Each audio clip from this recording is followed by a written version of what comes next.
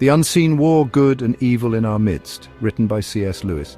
We live in a world of shadows and light where good and evil constantly clash.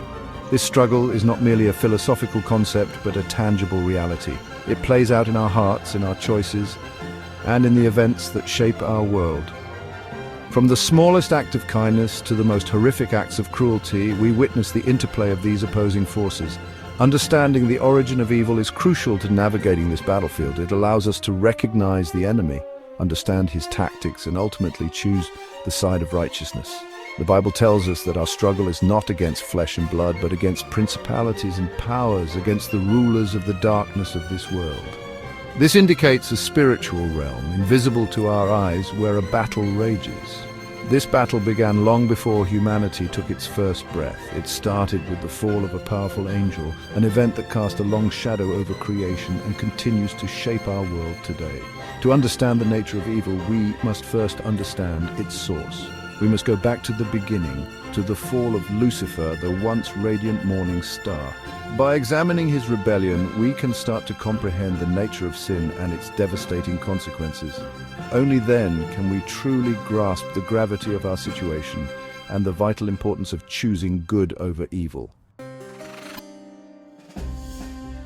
The serpent's whisper, tracing sin to its source. The Bible tells us that sin entered the world through one man, Adam, and through his disobedience, death came to all. But the story of sin begins even before Adam. It begins with the one who tempted him, the serpent in the Garden of Eden, identified in Revelation as Satan the devil.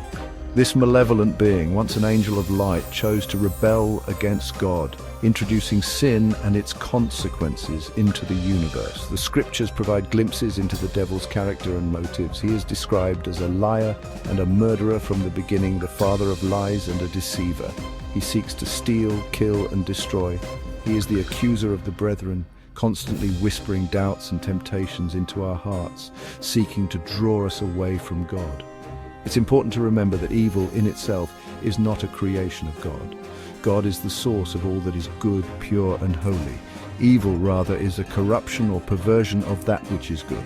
It's a turning away from God, a choice to embrace darkness over light. The devil, in his rebellion, chose to reject God's authority and establish his own throne. He sought to become like the Most High, driven by pride and lust for power.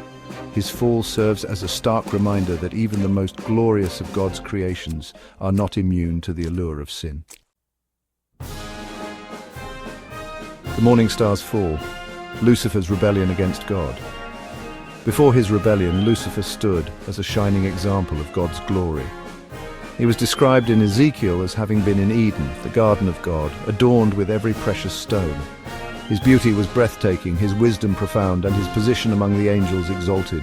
He was the anointed cherub, entrusted with a place of honor and authority in God's kingdom. However, Lucifer's heart became corrupted by pride. He looked upon his own splendor and began to desire something more, something that belonged only to God. He coveted worship and desired to rule instead of serve. Isaiah records Lucifer's prideful declaration, "I will ascend above the heights of the clouds. I will be like the Most High." This desire for equality with God marked the beginning of Lucifer's downfall. He allowed his own brilliance and beauty to blind him to the truth, that his power, his wisdom, and even his very existence were gifts from the Almighty. His heart, once filled with love for his Creator, became consumed with self-love and ambition. Lucifer's rebellion serves as a stark warning to us all. It demonstrates that sin can take root even in the most unexpected of places, corrupting even the most perfect of beings. It reminds us that no one, regardless of their position or piety, is immune to the temptations of pride and self-exaltation.